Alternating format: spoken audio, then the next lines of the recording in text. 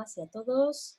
Bueno, me consta que ya habéis visto el epígrafe 4.4 en el cual el profesor Ricardo hablaba de los bienes públicos y en este vídeo vamos a explicar el último epígrafe del tema 4, el 4.5, que hace referencia a los efectos externos, también llamadas externalidades.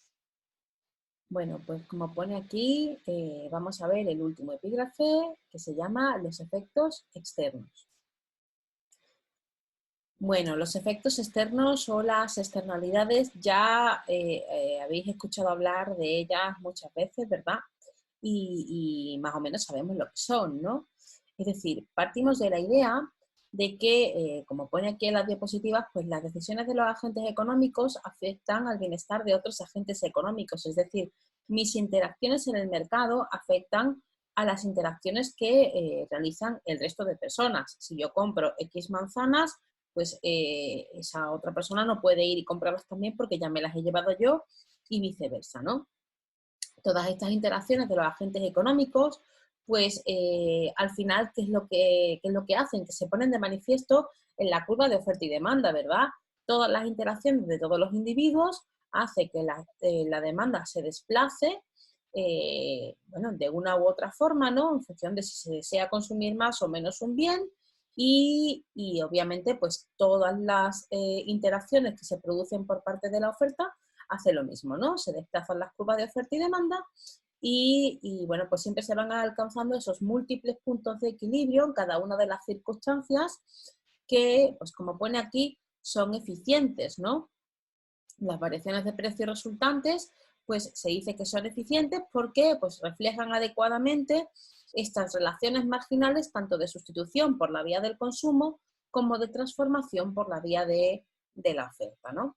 Sin embargo, y el problema que vamos a explicar ahora es pues, que existen otras interacciones de los agentes económicos que no se ponen de manifiesto a través de los precios del mercado. Es decir, hay actuaciones, consecuencias de las actuaciones de esas interacciones en el mercado que no se ponen de manifiesto pues, por el sistema de vía precios. Bueno, pues a todas las interacciones de todos los agentes que como pone aquí, se manifiestan de forma directa y no a través del sistema de precios, se denominan efectos externos o externalidades. Es decir, lo que estamos diciendo es que siempre y cuando se obtiene algún tipo de resultado que no se refleja en el sistema de precios, eso es una externalidad o un efecto externo, ¿no? ¿Y cuál es la principal consecuencia de ese efecto externo o de esa externalidad? Pues que, como pone en el segundo párrafo, afecta a los beneficios o al bienestar de agentes económicos que son distintos de los productores o consumidores originales, ¿no? Y obviamente pues que eso no se refleja en el precio. Si ponemos el ejemplo típico del tabaco, pues entonces, ¿cuál es el efecto externo del tabaco? Bueno, pues el efecto externo del tabaco es que su consumo, por ejemplo, cuando alguien está consumiendo una cajetilla de tabaco, puede estar afectando al bienestar de otro agente económico que simplemente se encuentra pues, al lado o cerca. Si, por ejemplo, si hay una persona fumando sentado en una terraza de un bar, cuando se podía uno ir a tomarse cosas a los bares, si se encuentra una persona sentada en la terraza de un bar fumando y hay otra persona que desea sentarse en esa misma terraza del bar y se tiene que sentar al lado del fumador, pues el efecto externo del fumador es que la persona no fumadora pues inhala todo ese humo que no desea y que eso obviamente pues afecta a su bienestar. ¿Cuál es el problema? Pues que ese efecto negativo del bienestar del no fumador no se encuentra recogido en el precio de la cajetilla de tabaco, ¿verdad? Que es lo que siempre venimos diciendo.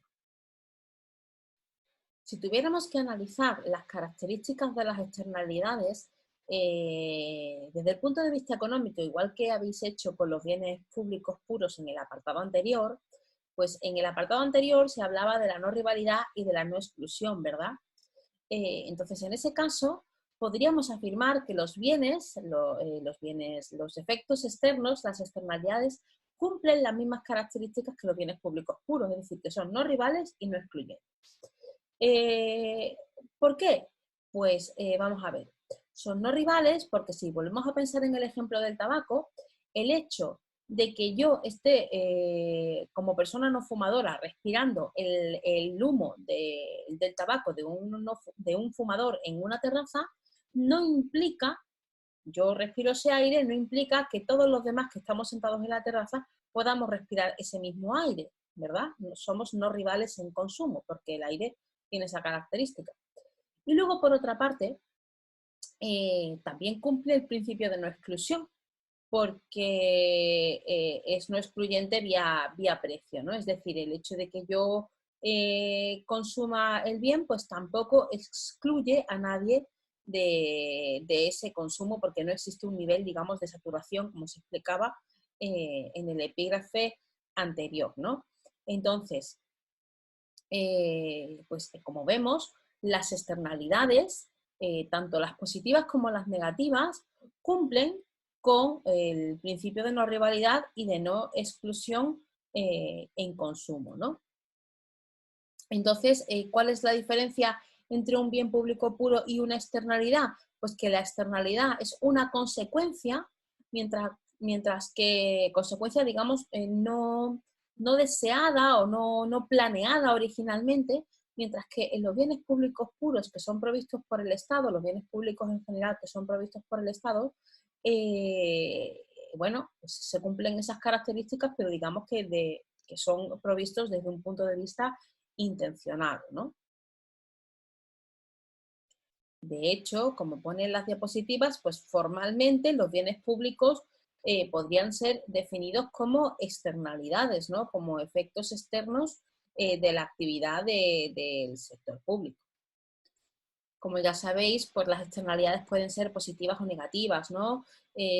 Cuando se producen externalidades positivas, pues lo que está ocurriendo es que esa actuación de ese agente económico lo que está haciendo es aumentar el bienestar de los agentes receptores. Pues estamos hablando, por ejemplo, del reciclaje, ¿no?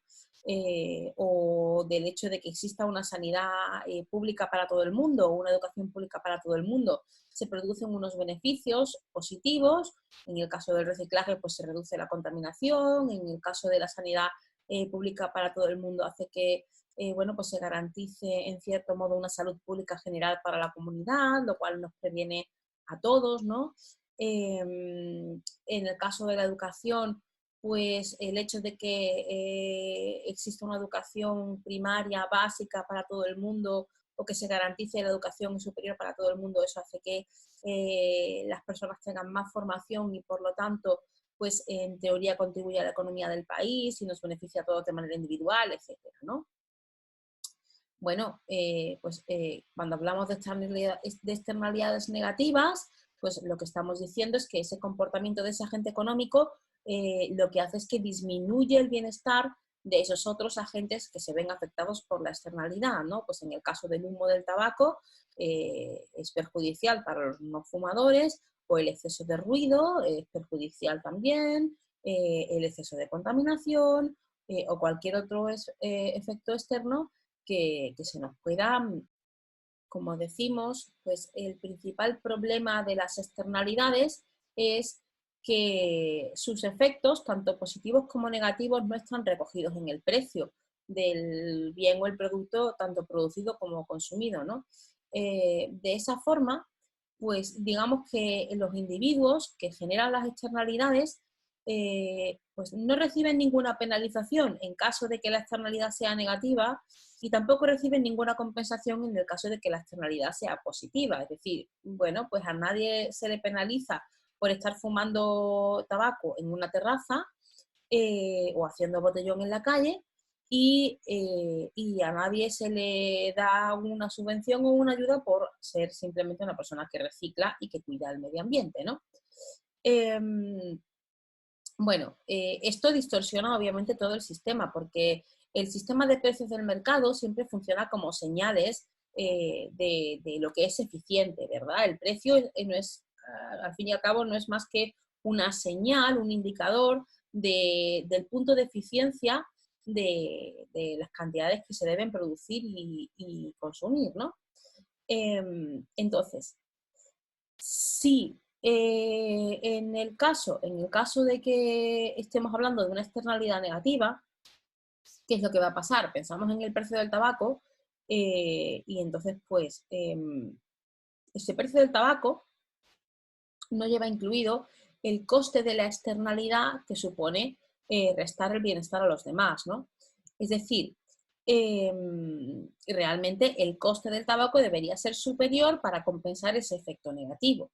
Como el precio está por debajo de lo deseable, lo que ocurre es que se va a producir más de lo deseable. Entonces, existirá una sobreproducción, un exceso de fabricación, de producción, de consumo de aquellos bienes y servicios que generan externalidades negativas. Desde el punto de vista inverso, o desde el punto de vista de las externalidades positivas, ocurre el efecto inverso. Es decir, como tampoco se ve recogido en el precio ese efecto positivo de la externalidad, no se ve, digamos, subvencionado o gratificada la persona que realiza esa externalidad positiva. Si incluyésemos esa externalidad positiva en el precio, digamos que el precio debería ser inferior al que realmente existe en el mercado. Por lo tanto, como el precio está por encima de lo deseable, lo que ocurre es que se produce menos de lo deseable de ese bien o servicio que genera esa externalidad positiva. Por lo tanto, se infraproducen los bienes que generan, bienes y servicios que generan externalidades positivas. Para ilustrar de forma gráfica cómo se producen esas externalidades y sus efectos en las curvas de oferta y demanda, pues tenemos la figura número 9 que está en la diapositiva número 67. Bueno, pues según esta gráfica vamos a suponer que tenemos una empresa X que se va a encargar de producir un determinado bien o servicio que genera un efecto externo negativo, es decir, una externalidad negativa. Esa externalidad negativa lo que va a consistir es en la emisión de humos, pues contaminantes, de efecto invernadero, etcétera, que van a afectar a una ciudad cercana o vecina, que es la que, digamos, va a soportar esa externalidad. Bueno, si observamos la gráfica, pues podemos ver que tenemos esta línea de demanda, ¿verdad?, que es pues la curva de demanda, que básicamente lo que nos está señalando es pues esa demanda de ese producto X que fabrica esa empresa y que obviamente pues su pendiente nos indica cuál es el beneficio marginal que genera para los individuos que compran ese bien la compra precisamente de ese bien, ¿no? El beneficio marginal por la compra de ese bien que genera esa externalidad. Por otro lado, en esta circunstancia, pues también tenemos una curva de oferta. En este caso, la curva de oferta es la curva SP, ¿vale? Estamos hablando de una curva de oferta que no está incluyendo el coste de la externalidad, porque como decimos, el coste de la externalidad no está incluida en el precio. De forma gráfica también podríamos señalar que la curva SE sería ese supuesto coste de la externalidad por la producción de ese bien de la empresa, ¿no? De forma que pues, esta curva es creciente porque obviamente cuanto más producimos del bien, pues mayores efectos externos genera, mayor contaminación y por lo tanto pues más perjudiciales para la sociedad y para los individuos que la componen. En esta circunstancia, sin tener en cuenta los efectos externos de la externalidad, pues diríamos que el punto de equilibrio se obtiene por la confluencia de la demanda con la curva de oferta, que es la SP, ¿verdad? Entonces, en este caso, el punto de equilibrio sería el punto A en el que confluyen esas dos curvas. En este punto A, pues se está consumiendo una cantidad de X que es XM de mercado, ¿no? Y para un precio PM. ¿Qué nos dice la ley de oferta y demanda? Pues que este punto A es un punto de equilibrio y por lo tanto eficiente. Es decir, que en teoría aquí se estarían maximizando los bienestares de todos los individuos de la sociedad. Pero en realidad podemos encontrar otro punto que sea más eficiente que el punto A. Por ejemplo, vamos a suponer que se está reduciendo la cantidad de consumo de X en una unidad, ¿vale? Se pasa de consumir XM a reducir la cantidad a XE. En este caso, pues para el punto XE lo que estaríamos diciendo es que la demanda del bien se situaría en el punto B, sin embargo la oferta se situaría en el punto E. Es decir, habría una diferencia, ¿verdad?, con respecto a la cantidad demandada y la cantidad ofertada. Bueno, en este caso tendríamos que hablar en términos de los excedentes, ¿vale? ¿Qué ocurre? En este nuevo punto XE hemos dejado de consumir pues, una unidad de ese bien o servicio y entonces si nos trasladamos hacia arriba para ver dónde se sitúan las curvas de oferta y demanda, pues estamos viendo que la curva de oferta SP, ahora para esta nueva cantidad XE, el precio que recibe el productor es PH, ¿verdad? Inferior obviamente a PM. Es decir, que el productor está perdiendo dinero, está perdiendo lo que se llama ese excedente del productor. Sin embargo, si nos vamos a la curva de demanda, pues el consumidor estaría situado en ese punto B que pues estaría pagando un precio PE que es superior al precio pagado en el punto A, ¿verdad? Es decir, que el consumidor también ha perdido parte de ese excedente que él tenía, ese excedente del consumidor, ¿no? Entonces, como consecuencia de pasar del punto XM al punto XE, estamos viendo que, bueno, pues digamos que desde el punto de vista económico, el punto es menos eficiente porque se están perdiendo bienestares tanto por parte del productor como por parte del consumidor, que esos bienestares se ponen de manifiesto a través de los excedentes del consumidor y del productor. Pero ocurre que a la vez que se producen esas pérdidas de bienestar de consumidor y de productor, por otro lado se produce una ganancia en bienestar de todas esas personas que están soportando esa externalidad negativa, porque al producir menos y al consumir menos de cantidades de ese bien, obviamente el efecto externo generado también es inferior. Es decir, si nos vamos a esta curva SE, que era la curva que nos indicaba el efecto de la externalidad, pues estamos pasando de un punto XM, donde vemos que esa curva es más inclinada, a un punto XE, donde la inclinación es menor, lo cual nos indica que pues ese efecto externo es inferior. Entonces, ¿cuándo será un punto, por ejemplo, XE, en el que se producen menos cantidades de bienes de ese bien que genera esa externalidad negativa, más eficiente que niveles de consumo o producción superiores de ese bien? Pues este punto XE será más eficiente que XM siempre y cuando el efecto de la externalidad negativa se reduzca por encima, es decir, que la ganancia obtenida por reducir esa externalidad supere a las reducciones de los excedentes del consumidor y del productor generado en esa nueva circunstancia. Es lo que tenemos, es la explicación que tenemos en la página 68 y siguientes, ¿vale? Pues en este caso, dice, supongamos que la producción del bien X se reduce en una unidad, ¿no? Entonces, en el mercado X, pues se produce una pérdida de excedente, que en este caso, pues nos dicen que es igual a la diferencia del valor de esa unidad y el coste de producirla, es el área que he ido señalando, ¿verdad? Es decir, pues es D menos SP. Parte de ese excedente total, global, como digo, pues lo perderán tanto los consumidores como los productores. Una parte lo pierde el productor y otra parte lo pierde el consumidor. Sin embargo, pues dejar de producir esa unidad adicional del bien X genera una ganancia en términos de coste de externalidad, ¿no?, a los residentes debido a la reducción de la contaminación, ¿no? Entonces, como comentaba, la cuestión clave será en si la ganancia de los residentes pues, es mayor o menor que la pérdida de los compradores y de los vendedores de X. Siempre y cuando sea mayor, siempre y cuando esta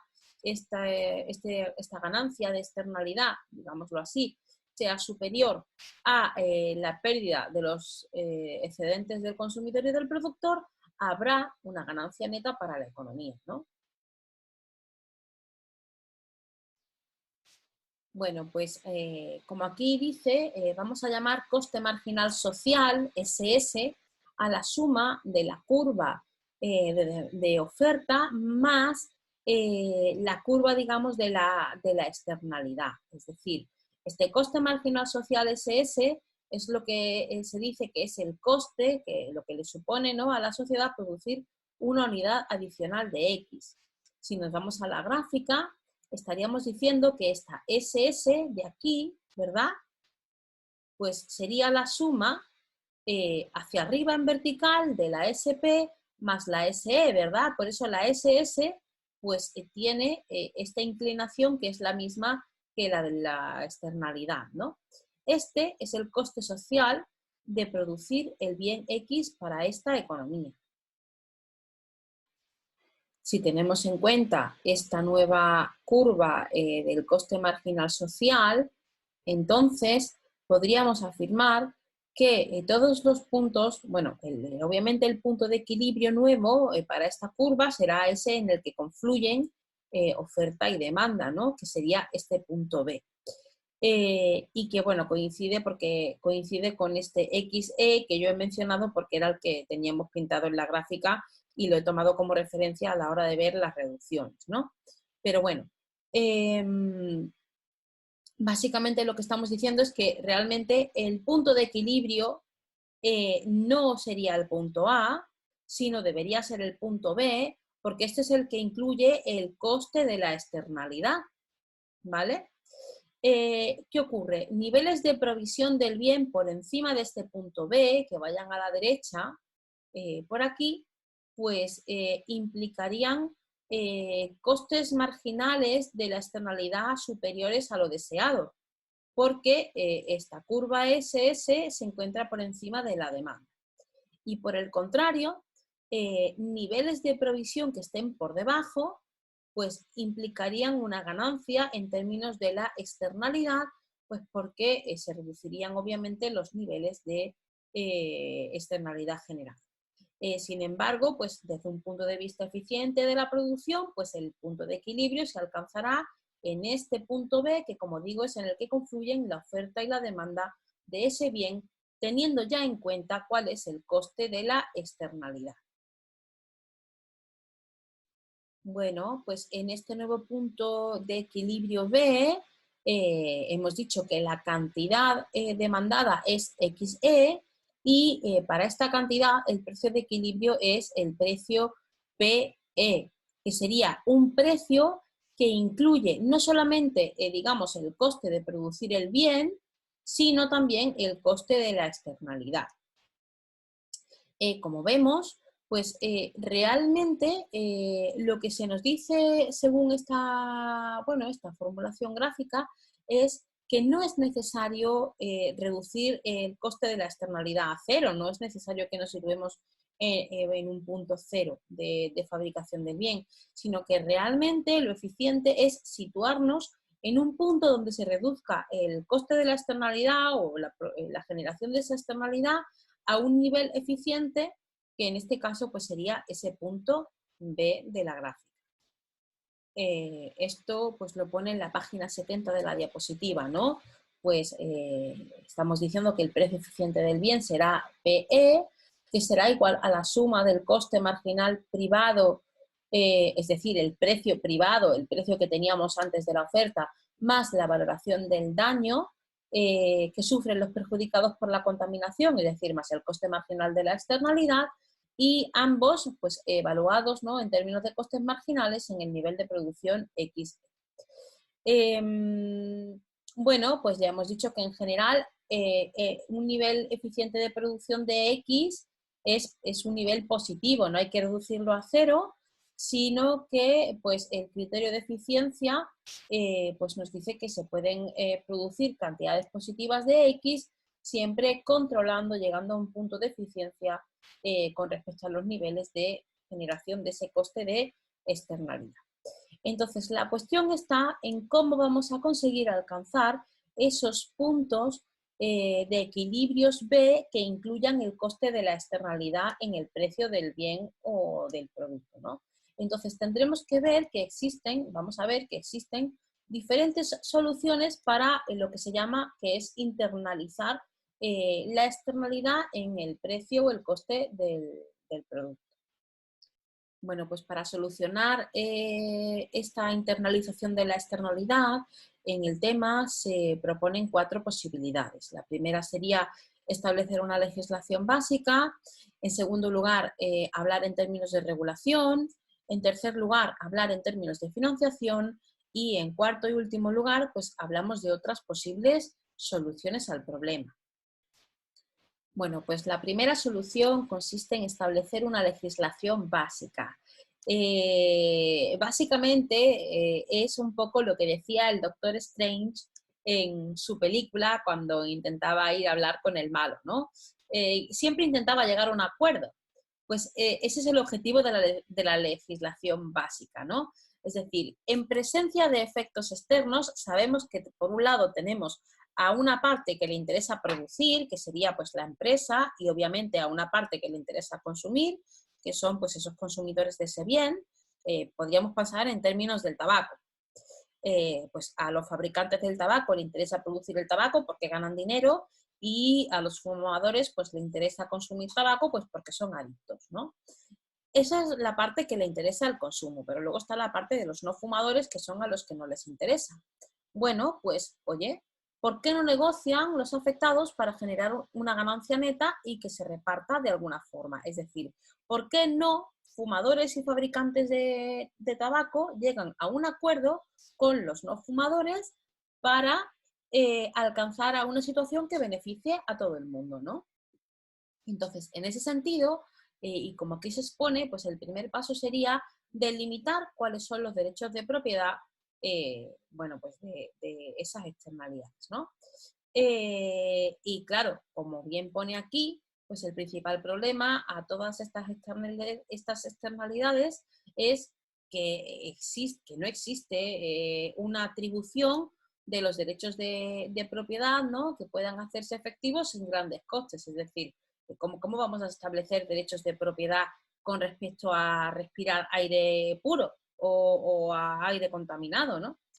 Entonces, en este sentido, pues tenemos que hablar del teorema de Coase, que establece, y leo literal, que si la información es perfecta y la negociación entre las partes afectadas no es costosa, la asignación de derechos de propiedad redundará en la internalización del efecto externo. O sea, básicamente lo que nos está diciendo el teorema de Coase es que si efectivamente existe información perfecta entre las partes y somos capaces de llegar a un acuerdo, pues entonces en teoría del resultado de ese acuerdo se internalizarían esos efectos externos en el sistema. O sea, básicamente sería como pues una circunstancia en la que está una persona fumadora sentada, volviendo al tema de los fumadores, está la persona fumadora sentada en la terraza y está el no fumador justo al lado, y entonces pues el no fumador le mira así con cara como diciendo me estás molestando con tu humo del tabaco, y entonces se le dice, ay, perdona, para compensarte, ¿te importaría que te invite a una cerveza? Y el otro lo piensa y dice, bueno, pues cerveza a cambio de soportar humo del tabaco, vale, han llegado a un acuerdo y entonces básicamente pues han comerciado con ese efecto negativo que es el humo del tabaco. Es decir, lo que estamos diciendo es crear un mercado en el cual en ese mercado se negocia, se comercia con la externalidad, se le pone una legislación, se atribuye un derecho de propiedad pues con respecto a lo que viene siendo el hecho de soportar la externalidad o de fabricarla, ¿no? Y entonces, pues en función a esa legislación se establecerían los pactos entre las partes. Entonces, vamos a partir de una situación en la que se puede permitir fumar libremente, ¿no? Como pone aquí, pues la legislación vigente no establece limitaciones a fumar. Cuando no se establecen limitaciones a fumar, básicamente es como que le estamos dando los derechos de propiedad del aire al fumador, que es el que se puede permitir el contaminar o no contaminar ese aire, ¿no? Entonces, en ausencia de negociaciones, pues este fumador consume esa cantidad XM de cigarrillos que ya habíamos visto en la gráfica, ¿no? ¿Qué ocurre? Por otro lado, tenemos al fumador pasivo, que no desea soportar ese humo del tabaco y que estaría dispuesto a ofrecerle una determinada cantidad de dinero, que yo lo he comparado con la cerveza, ¿no? Por reducir su consumo de tabaco. Bueno, para cualquier unidad, pues esta cantidad máxima que el perjudicado estaría dispuesto a pagar al fumador para que deje de consumir es igual al coste marginal de la externalidad. Es decir, lo máximo que yo estoy dispuesta a pagar como no fumadora para soportar el aire del tabaco sería el coste que a mí me genera, digamos, la pérdida de bienestar que a mí me genera el estar soportando ese humo de tabaco, que es el coste de la externalidad. Ese precio que yo estaría dispuesta a pagar, que estaríamos dispuestos a pagar para no soportar el humo del tabaco, como mínimo, pues hace referencia a ese excedente del consumidor, ¿no? O a ese beneficio marginal neto que a mí me reportaría y que estaría pues la gráfica desde el punto D hasta el punto S, o sea, básicamente el área que nos indica la diferencia entre la curva de demanda y la de oferta, ¿no? Al final, como bien comentaba, pues la cantidad que se pague dependerá de la capacidad de negociación de ambas partes, ¿no? Obviamente siempre existirá un límite de acuerdo y bueno, pues al final el límite nos llevaría, ¿no?, a que la cantidad de tabaco consumida pues sería la del punto de equilibrio E, que es el que estamos pretendiendo alcanzar.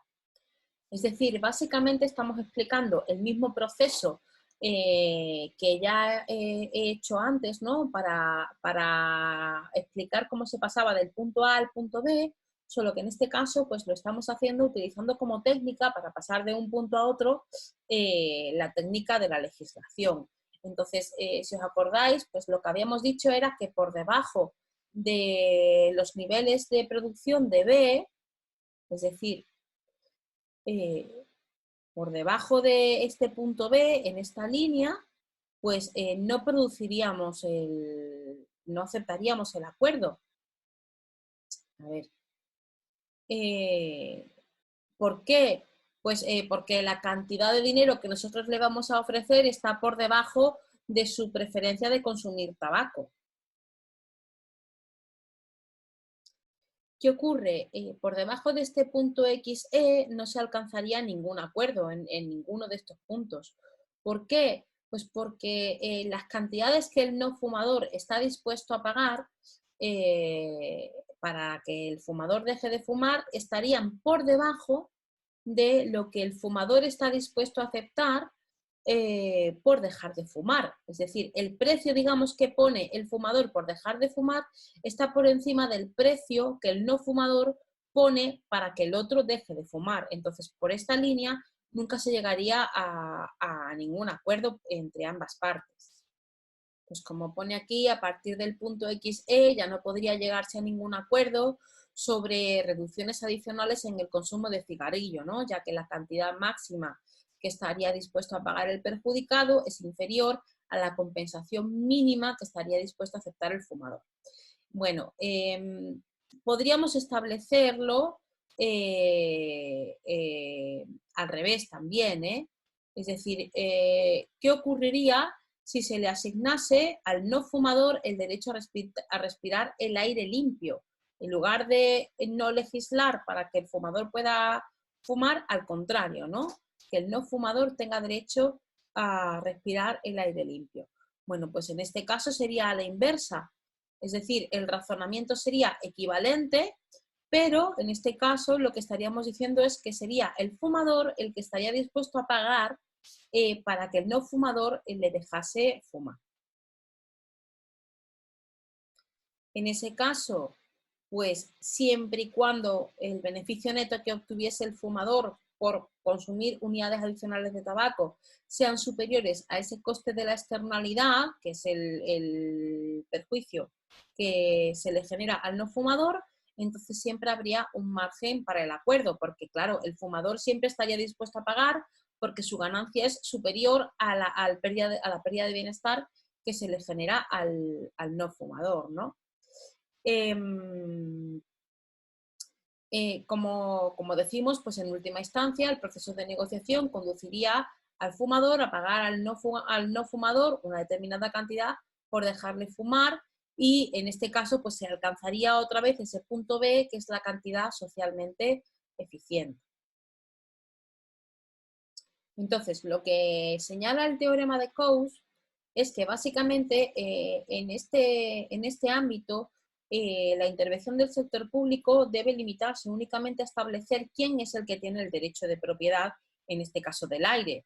Si le corresponde el derecho de propiedad del aire al no fumador o al fumador, ¿no? Y ya una vez determinado esa cuestión, pues ambas partes, fumadores y no fumadores, negociarían de forma privada hasta alcanzar el nivel eficiente de consumo. Entonces, como veis, pues la actuación del sector público en este caso sería mínima, ¿no?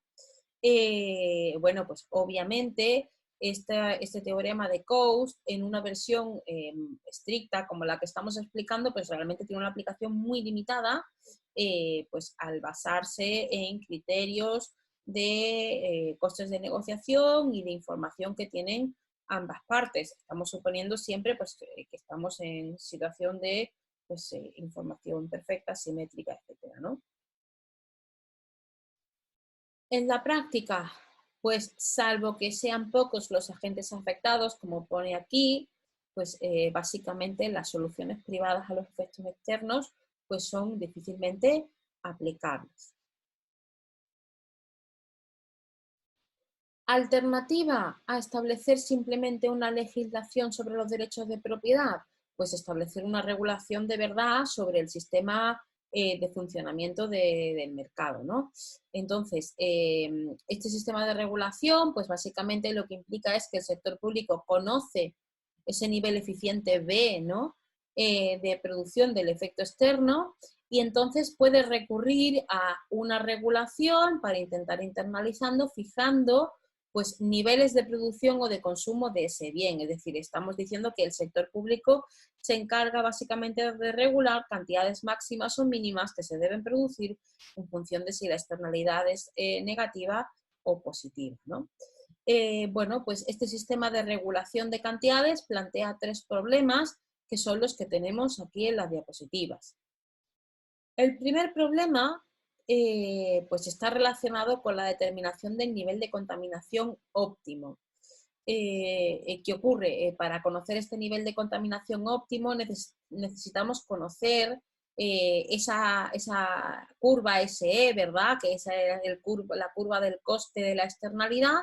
Es decir, necesitamos conocer la función de daño marginal de los afectados. Necesitamos que pues todos los fumadores dijesen cuáles son sus preferencias con respecto al no soportar el humo del tabaco y llegar a esa función de daño marginal.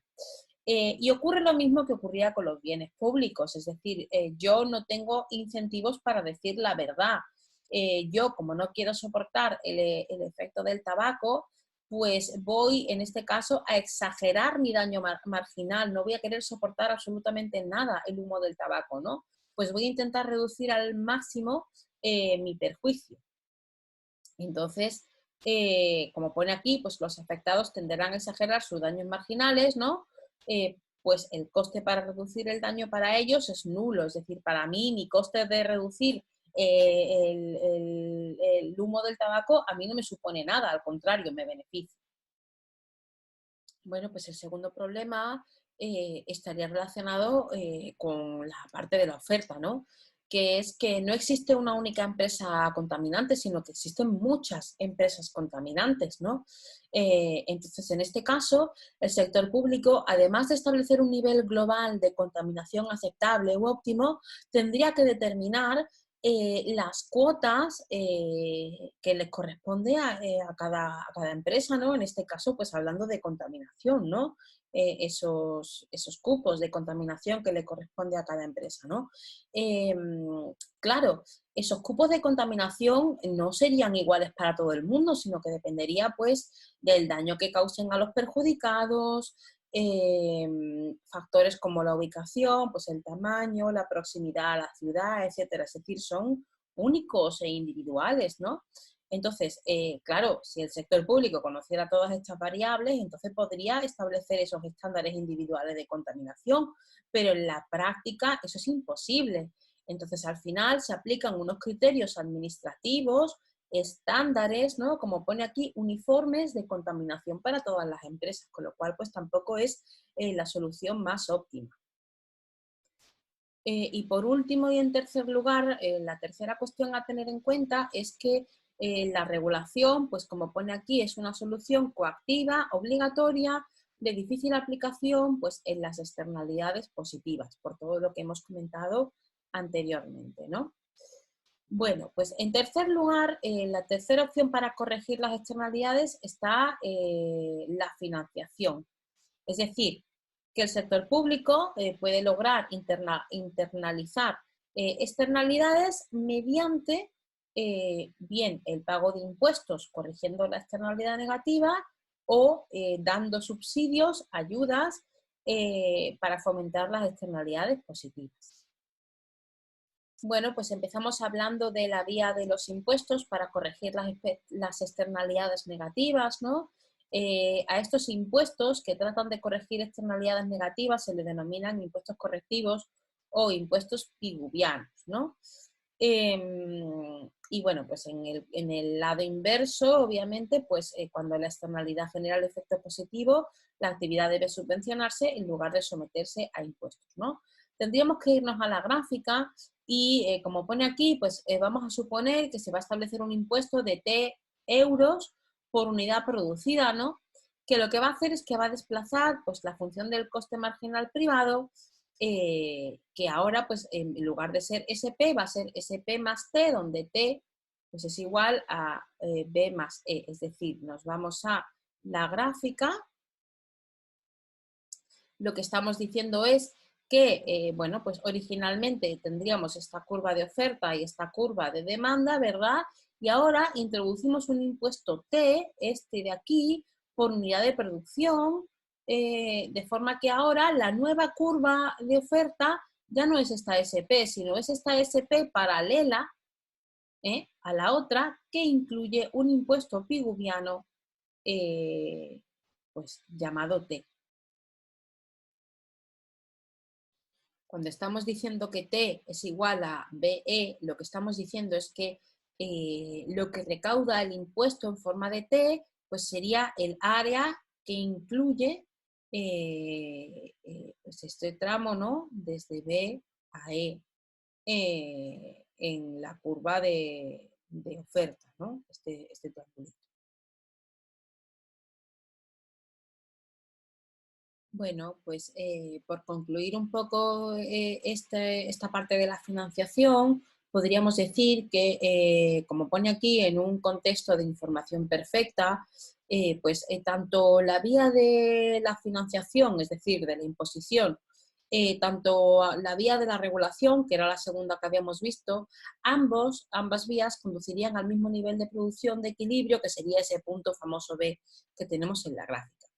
Entonces, la diferencia entre ambas básicamente sería el ver cómo se distribuyen las ganancias, es decir, las ganancias de bienestar según una fórmula o la otra, ¿no?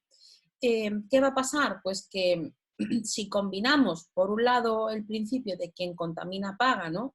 Por otro lado, combinado al hecho de que nos interesa recaudar lo más posible para obtener ingresos para el sector público, ¿no? Como pone aquí, con el hecho de que pues, la recaudación obtenida por el impuesto correctivo puede obtener una forma no distorsionante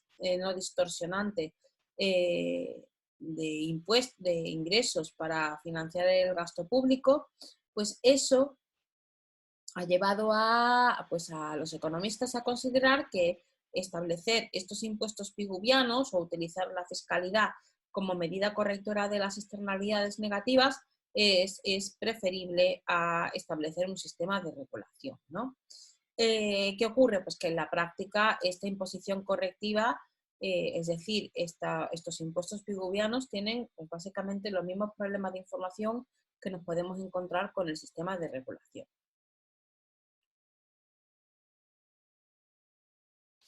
Bueno, por último, otras alternativas o soluciones, pues como pone aquí, crear unidades de decisión más grandes que engloben a generadores y a receptores, es decir, crear como un sistema amplio, ¿no? Que incluya a ambas partes, subastar esos derechos de propiedad, que como pone aquí, pues sería equivalente a un impuesto piguviano, ¿no? Al fin y al cabo, el precio de la subasta pues sería exactamente el mismo que el del impuesto, ¿no? Esto ya existe, ¿verdad? Estamos hablando del mercado de emisiones. Como sabéis, pues los diferentes países contaminantes, pues lo que hacen es que participan en el mercado de emisiones de forma que cada país tiene un cupo de emisiones anuales que puede emitir y que en teoría pues por encima de esos cupos no deberían poder porque se les sanciona, ¿no?